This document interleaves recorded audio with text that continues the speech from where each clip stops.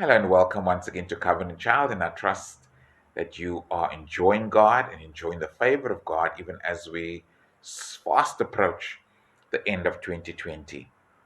And I trust that you have also just been reflecting on the year and seeing how faithful God has been to us. What a wonderful fact that we know that no matter what 2021 will bring, there's lots of suggestions, but it's unknown. But the one thing that we do know is that our God is with us. The God who carried us through 2020 will be with us in 2021, no matter what it throws at us. Even if you're in a situation of despair, my word to you today is God can take you from a situation of despair into a situation of destiny. I want to read out of the book of Ruth, Ruth chapter 1. Just to give you some background again, Naomi had traveled from Israel with her husband to the land of Moab with her two sons. Her two sons had married Moabite women, but her husband and the sons died, and so she returns back to Israel to go and die in Israel. But at some point, she turns to her daughters in law who had joined her and she says, "Don't come with me. I've got nothing for you back in Israel. There's nothing for you. Rather go back to the land of Moab where you were born and to your families." Orpah decides to go back, but Ruth turns to her mother-in-law and says in verse 16, "Don't urge me to leave you or to turn back from you, for where you go, I will go, and where you stay, I will stay. Your people will be my people, and your God, my God. Where you die, I will die, and there I will be buried. May the Lord deal with me, be it ever so severely, even if death separates you and me." Let's just look at Ruth. Ruth came from this tribe of Moab, as I had mentioned, and Moab was born out of a incestuous relationship. If you read back in Genesis, you will find that Lot, once he left Sodom and Gomorrah, he slept with his two daughters. And out of that relationship came Moab and the tribe of Moab.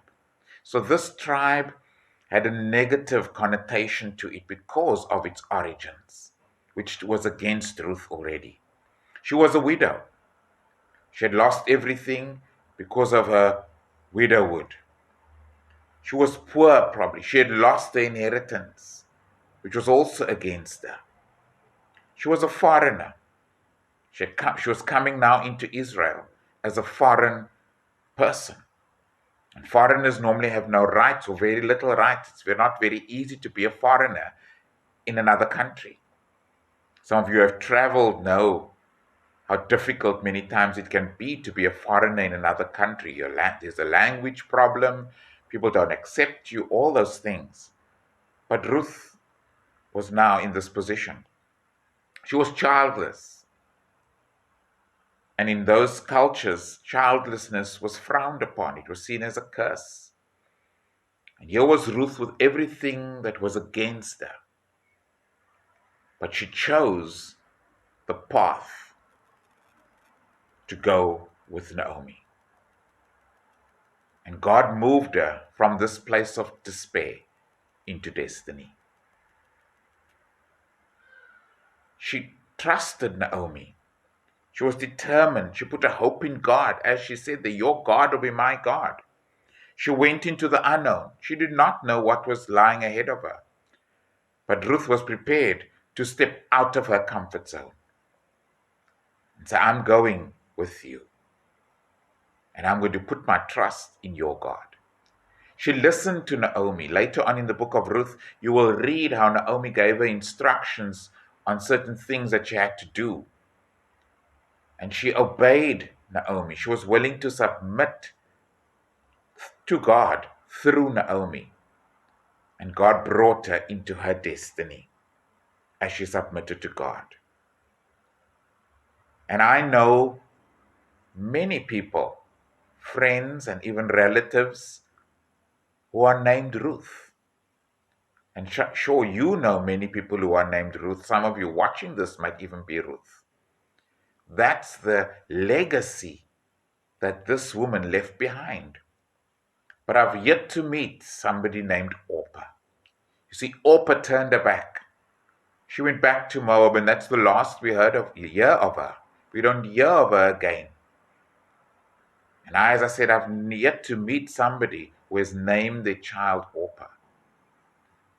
But there are many named Ruth because of this woman who went into her destiny because she chose to follow God. Orpah tried to go into what was familiar, back to her land, but Ruth trusted God. And Boaz eventually marries Ruth, who was family of Naomi. He's known as the kinsman redeemer. He brings restoration. Ruth gets her late husband's land back. And so she is redeemed from a shame of widowhood. She is redeemed from a shame of being poor. She's able to lift her head once again. And God blesses her with children. And not only just children, but out of her line would come David the king. Because Ruth eventually had a son named Obed. Obed was the father of Jesse, who was the father of David.